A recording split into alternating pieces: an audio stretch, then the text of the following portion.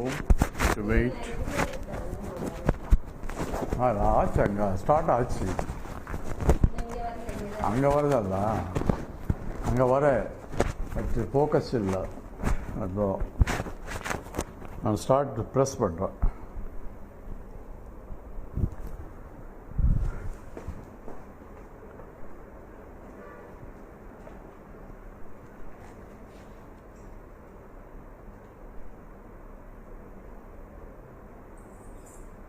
Already start actually.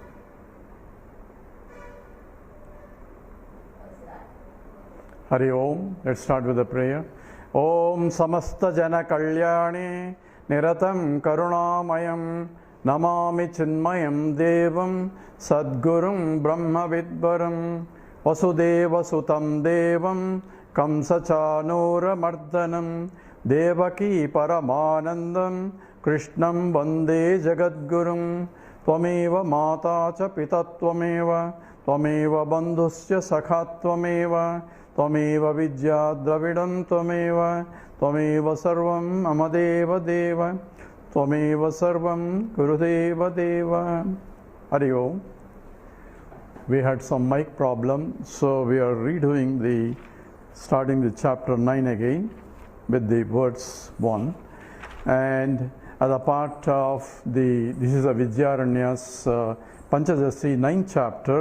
It's called Dhyana Deepaha, or lamp of meditation, and Deepaha means on the consciousness, and Dhyana meditation, and this is a lamp of meditation. That's how the English translation of that is.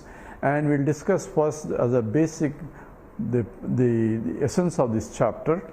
And this is also has a very big chapter, 158 verses, so it will take some time to finish this chapter too.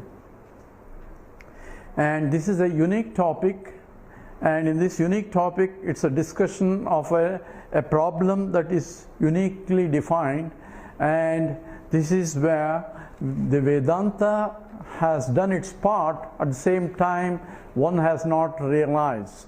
So if you look at everybody and ask, they say, have you understood Vedanta? Yes, we have clear understanding of Vedanta.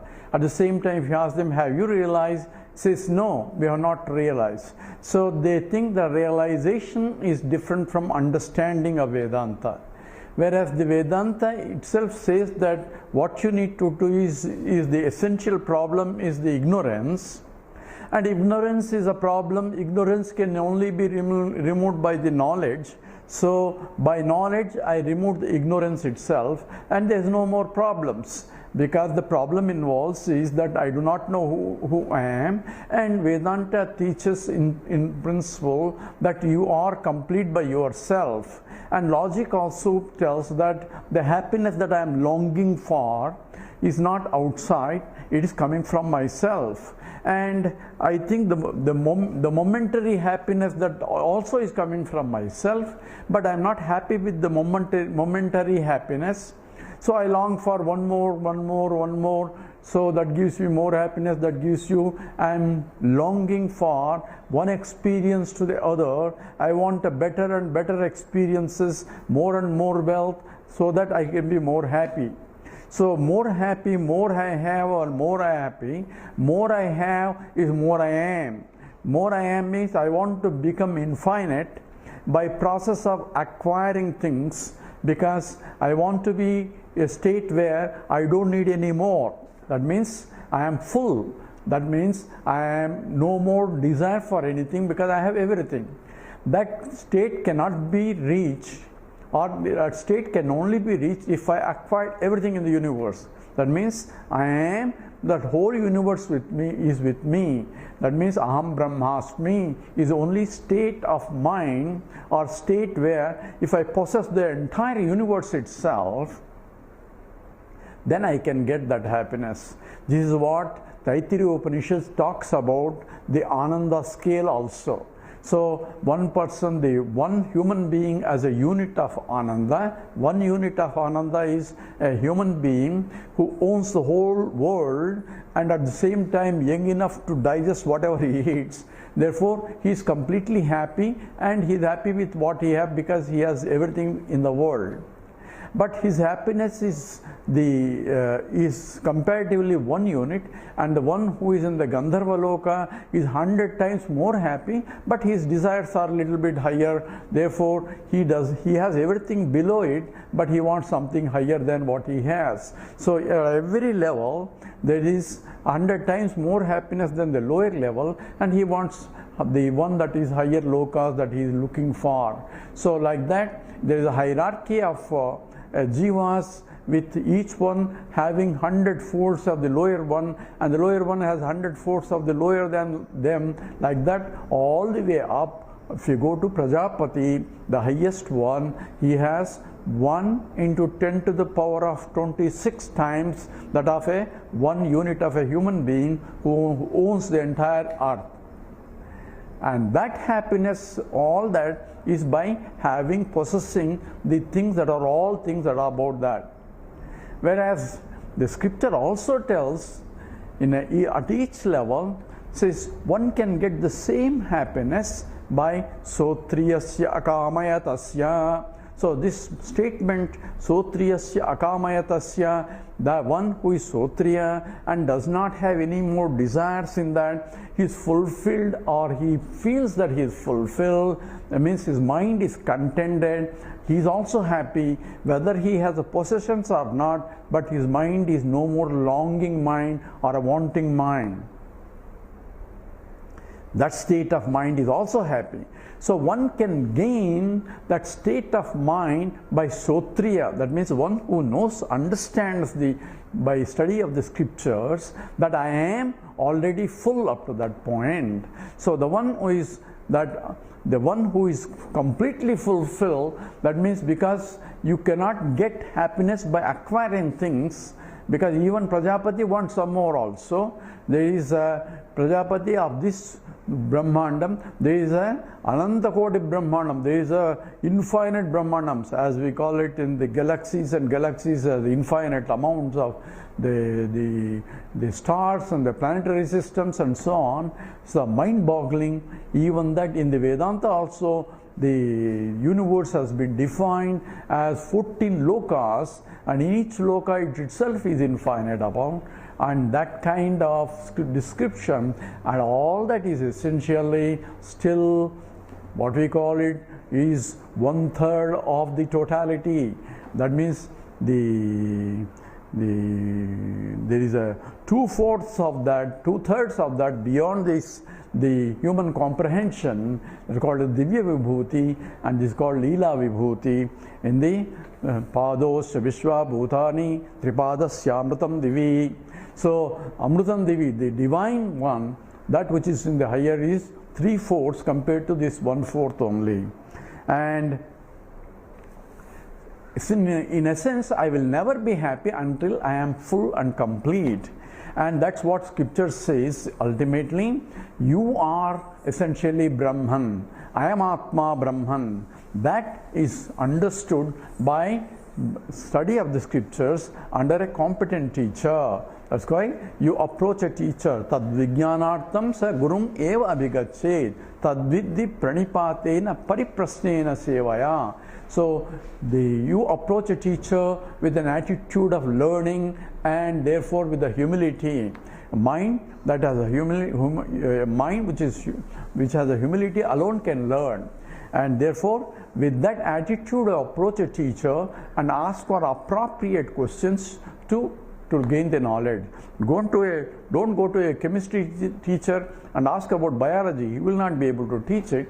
Same way, don't go to Adhyatmika teacher, a teacher who teaches about the higher nature of the reality, about all other phenomenal world, because he is not a teacher of that.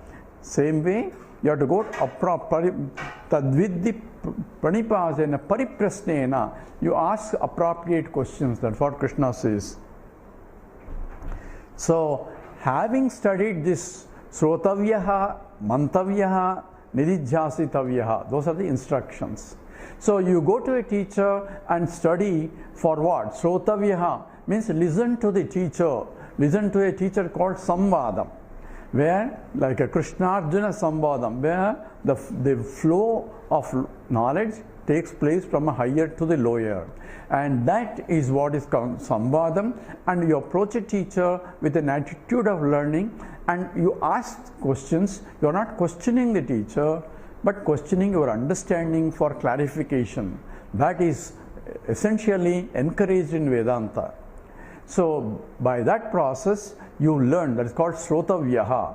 How long I have to listen, how long, that question of how long itself has to disappear, because Srotavyaha means consistent, systematic study of Vedanta for a prolonged length of time under a competent teacher. Who is a competent teacher? Competent teacher is one who studied Vedanta for a prolonged length of time under his competent teacher. So like that all the way to the Lord. So therefore there is a Sampradayam, there is a Guru Parampara, all are prescribed in the process. The methodology of teaching is also taught by the teacher in the process, that student knows what are the pitfalls, because this is the Shurasyadhara Duratyaya Durgam Patanat Kavayo Vadanti. In the Kathopanishad, he says it's a razor edge path, because any fall will be catastrophic. Therefore, one has to be very extremely discipline is required in the study of Vedanta also. Discipline is required in any field to gain knowledge. And Vedanta becomes much more, because it's a very subtle subject and it's very easy to misguided or through kutarka, the wrong logic and so on and so forth. It's very easy to fall, and therefore the scripture wants that it is a razor head path. So it says Shurasyadhara Duratyaya Durgam Patanat Kavayo Vadanti. So Uttishta Jagrata Prapyavaran Nibodata. So you approach a appropriate teacher, a right teacher, and for this knowledge. And once you are learned, therefore first, as we studied in the last chapter, in the 7th chapter, where there is a pratyaksha, there is a 7 stages of learning, where the avidya, then avarana, then vikshepa, then pratyaksha. Pratyaksha means the paroksha jnanam. They indirectly recognize that the Brahman asti, there is the Lord that pervades the entire universe. I don't see him, but I had to see that by the effects, I had to see the cause. I don't see, but by the very creation of a beautiful building, I said there must be an architect who designed it. I don't see an architect, but the very fact that there is a beautiful design, that is structure there available, is itself a proof that there must be an intelligence behind it. In the case of creation of any other thing that we are familiar in this world, the creator is different from created, because a goldsmith is different from the ornaments that are created. So goldsmith creates using gold, so they're called upadana karana and nimitta karana. Nimitta karana is the intelligent cause, and that is the intelligence in the creation. Upadana karana is a material cause, because if somebody wants to make a pot, he has a know-how of how to create a pot, but he needs a material to create. So for him, he goes around looks around where the clay is appropriate material for appropriate product. So the karyam and a karanam. Karyam is the product, karanam is the cause. So the material cause is required to make anything. Whereas in the case of the whole universe, if God has to create, and this is where the Vedanta becomes a science, because it understands, in contrast to other religions, says who created? God created. How did he create? Don't ask the question, because he created in 7 days or 8 days or whatever days. So, but Vedanta asks the question, how did he create? Where did he get material for creation? So Vedanta has to explain it. So since he cannot go and get material like a pot maker getting a clay somewhere, or a goldsmith getting a gold somewhere to make a gold ornaments, a creator of the universe cannot go and outside get a material. So material has to come from himself. So therefore the material causes also himself too. So he himself became many.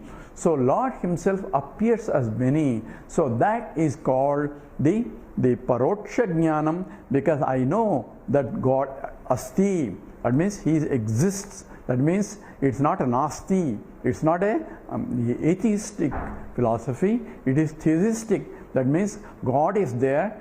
Where is God? Everything that you see is nothing but God itself. Even though all scripture says he is Sarva Vyapakaha. He pervades everything. At the same time, we recognize that he is in fact everything too. So that knowledge has been understood by Vedanta Shravana. Having understood through Mahavakya Vichara, where the statements of Aham Brahmasmi has been also, Tattvamasi statement, also been analyzed. So after studying all this Vedanta for many years, so what is the Vedanta has done its job. So sir, have you realized? So many people say, I have not realized even though I understood. That means they have separating the realization from understanding. And the Jnani also doesn't say I realize, because he doesn't have to say that I have realized, but he understood that what is to be realized. There is no more longing mind or wanting mind anymore, that whatever he gets as a part of prarabdha, he accepts it as a prasada buddhi. At the same time, he recognizes everything is nothing but himself, but in a different form. So he has understood the Mahavakya as aparoksha jnanam is also understood.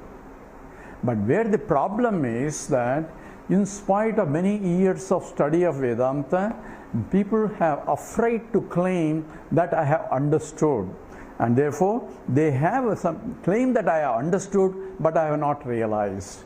And where the problem is, because of what we call pratibandha. There are obstacles in claiming that I am Brahman. And that's what being addressed in this chapter is called the chapter of meditation, and that's what lamp of meditation, dhyana dipaha. So there are different types of obstacles that are to be recognized. One is the obstacles that are quantifiable, and major obstacles is essentially pramana asambhavana, then the prameya asambhavana or viparita bhavana, and the third one that is being discussed in this chapter is essentially adrushta, the obstacles or asambhavana. So this the adrushta pratibandha. The other ones are drushta pratibandha. Drushta means one can conceive at least. The pramana asambhavana, that means it's the what scripture says is I don't see it. This possibility is not there. It's impossible. People claim. Says why? Because says God is everywhere, but I'm still looking for a God. How can this be God? How can that be God? I see garbage, I see terrorists, I see all sorts of people. How can they be God? This is a question that always a rational intellect cannot but ask that question. So therefore, that's called pramana asambhavana. God himself became many. Everything is nothing but his own glory. So if you look the Virat Purusha in the 11th chapter of Gita, where the Krishna describes the Virat Purusha and Arjuna sees, and Arjuna himself describes what he sees. On one side, he sees all gods one side, but in the same Virat Purusha, he sees the demons also on the other side. So both the good and bad are also shown in the same one Virata Purusha. That means one God himself exhibiting himself, both the good side and the bad side too. So therefore, God will say, I'm only seeing good side, I want to see good side only God, and the other side is bad, it cannot be God. So that kind of misunderstanding comes only if I don't have clear understanding of Vedanta. So it doesn't mean that I should tolerate bad, that's a different question. Because you are given an opportunity to fight also, because even gods always fight with against adharma. So major obstacles is pramana asambhavana, and the second obstacles is prameya, the asambhavana. Because prameya means how can I be that? Prameya means aprameyam. I cannot know myself, I cannot know Brahman, at the same time I need to know Brahman. This is where the problem comes into picture.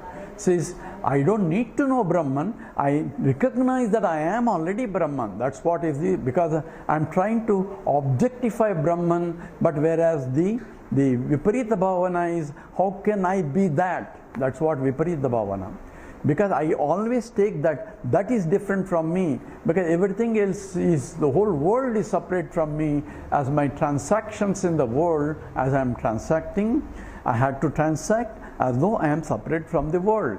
So the food I am eating is different, even though when we chant before the food, Brahmarpanam Brahmahavihi, Brahmagnyau Brahmanahutam, Brahmaiva tena gantavyam, Brahma karma samadhina. So Brahma Arpanam, that is a statement comes in the 4th chapter where Krishna says that as an example of homam, and this also, eating is also like a homam, where I am offering the food to as a part of homam, where the offering is myself, food is myself, and the digestion system myself, everything myself is being exemplified in that.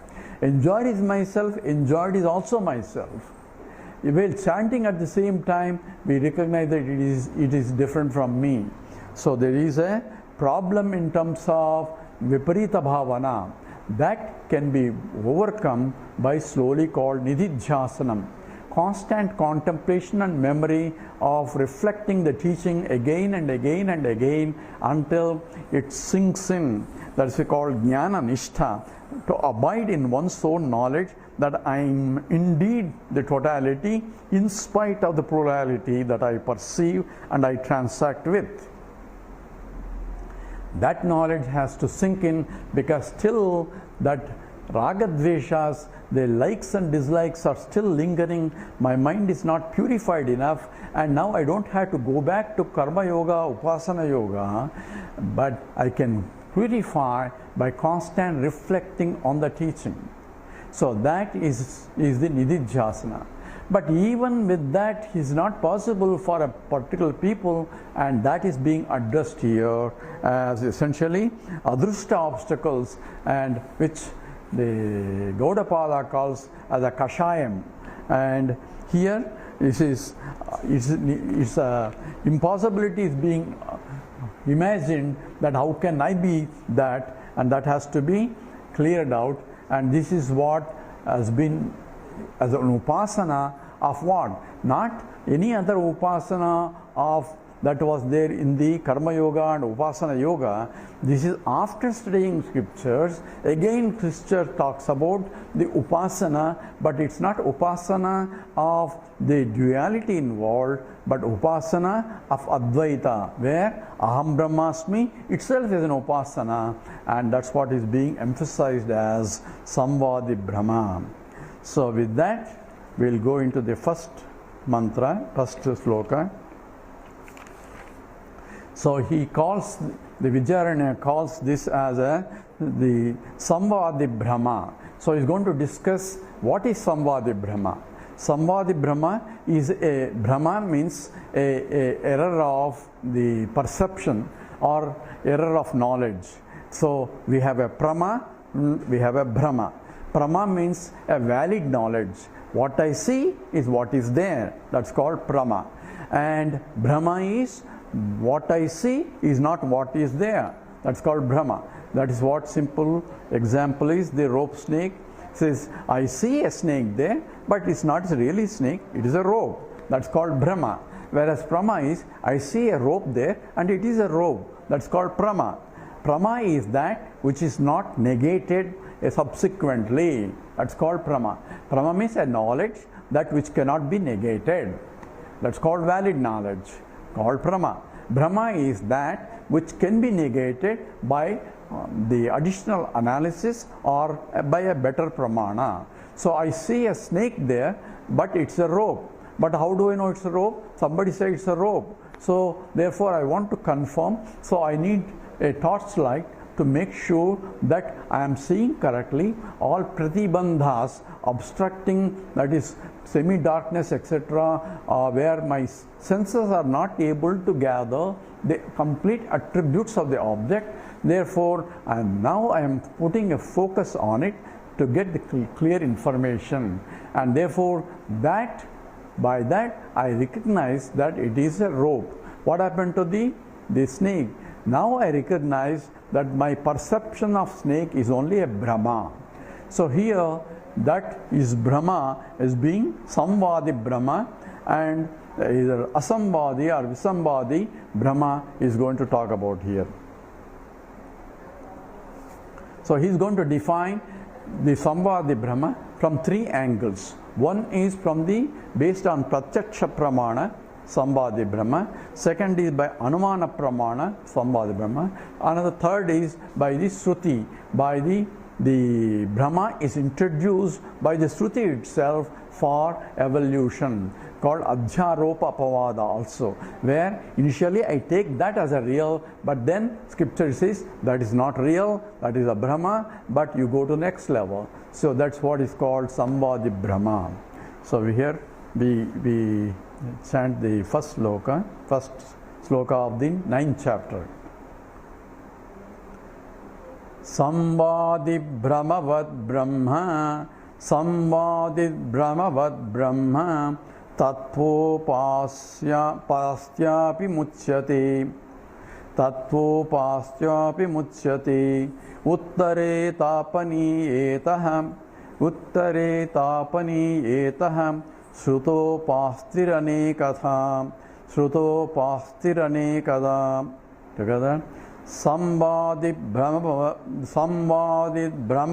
Brahma, Tattvopastyati muchyate, Uttare tapani etaham, Shrutopastirane kada. So Samvadi Brahmavat, so Samvadi Brahma. So this is calling the name Samvadi Brahma.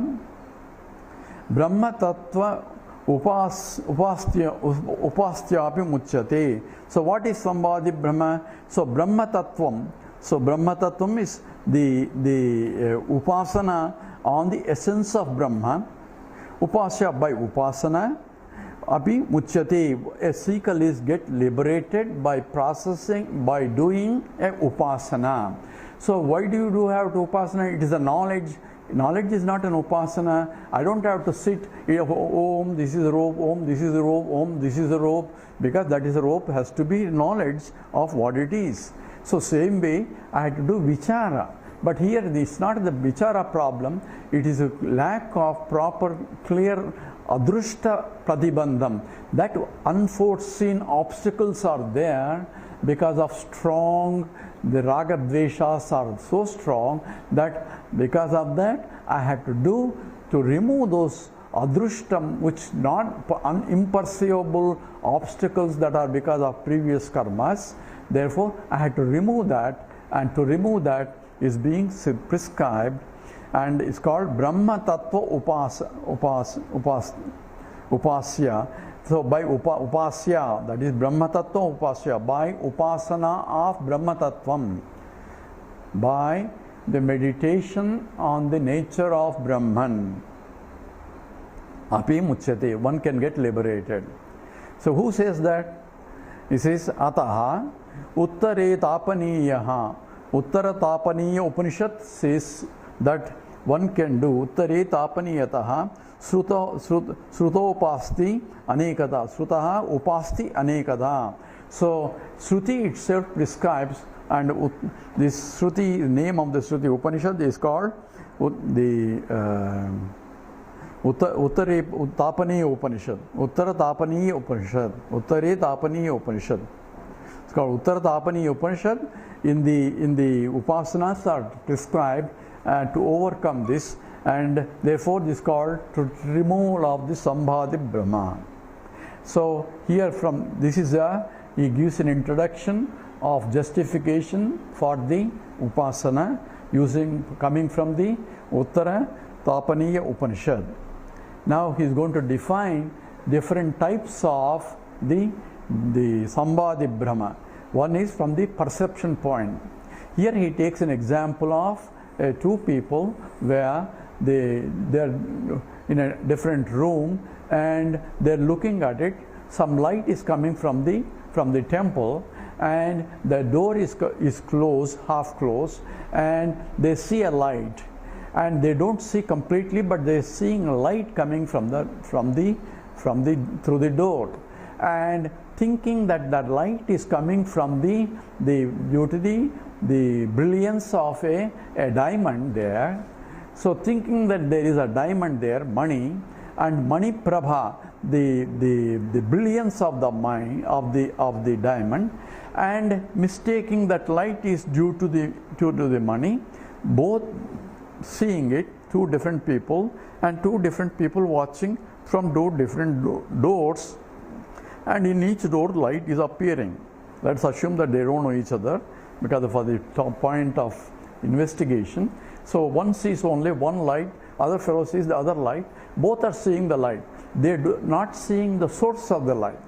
They are seeing only the light. And the light is, they think that since the light is coming and everywhere it is dark, therefore they think that the light is coming from the diamond. So due to diamond light, they can see only light part of it, although the source, whether the diamond, they are not seeing. And that's what the illustration is.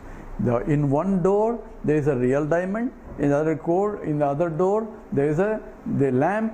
Both think that the light is coming from the diamond. So this fellow thinks that light is coming from the diamond. The other fellow thinks he is looking at the light and thinks that the light is coming from that. In one case the light is really coming from the diamond, in the other case the light is coming from the lamp. But both do not know that.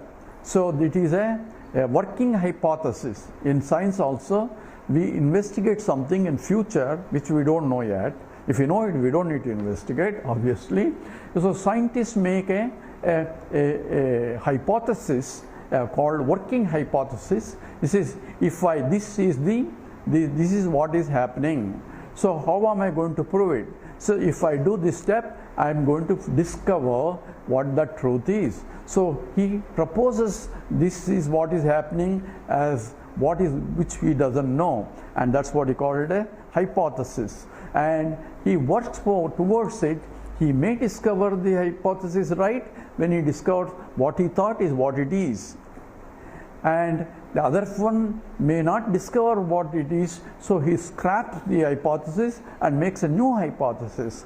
But as a scientist, honest scientist, he reports that and says so that other people don't go along the path also. So therefore from that, even that is a valid investigation. Therefore the wrong hypothesis, but wrong hypothesis because it is done for some logical reasons. In the same way, both are making a hypothesis here. Both are thinking that it's a diamond. Because of what? Because they see a light. So light is the cause for making a further hypothesis. Both seeing the light. So it's a valid observation. From the observation, they have to deduce something, the cause for the observation. Cause they cannot see right now. So therefore they make an hypothesis. And since the one is both are looking for diamonds, and both are making a hypothesis that the light is due to the diamond, and both go towards it. Obviously one gets a diamond, other doesn't get diamond. So one becomes the hypothesis, or that what we call a hypothesis called Brahma. We call it Brahma, Sambhadi Brahma, where I am making a right hypothesis but not knowing it. Since I do not know, it's called a Brahma. So a proposition where I don't know, I don't see the truth, but yet I am making a proposition thinking that it must be true, and then investigating. And that's what is essentially a Sambhadi. Other one is asambhadi, is the one who makes an assumption of that light is due to the diamond, but when he finds it, it's not due to diamond, but it's due to lamp or deepam, and that's what he makes. So there it is asambhadi Brahma, where the result does not match with the hypothesis. Here the result matches with the hypothesis. So if the result matches with the hypothesis, it's called Sambhadi Brahma. If the result doesn't match with the hypothesis, it's called Asambhadi Brahma. So that is the essence of it. Now he is going to make a direct perceptual based error also, and that's what is being analyzed using a Deepam and Mani. Yes, do chant mantra 2. Mani Pradeepa Prabhayoho, Mani Pradeepa Prabhayoho, Mani Bhujya Bhidhavatoho, Mani Bhujya Bhidhavatoho, Mithya Jnana Visheshepi, Visheshepi, Mithya Jnana Visheshepi, Visheshortha Kriyampati, Visheshortha Kriyampati. Together. Mani Pradeepa Prabhayoho, Mani Buddhya Bhidhavatoho, Mithya Jnana Visheshepi, Visheshortha Kriyampati. Mani Pradeepa Prabhayoho. So Mani and Pradeepam, Prakashena Deepam, that is the brilliance of a Mani and also the light. Prabhayoho, their light coming from that. So the light coming from both the Mani and the lamp. So these are two, assume that these are two different directions and two different people are involved here.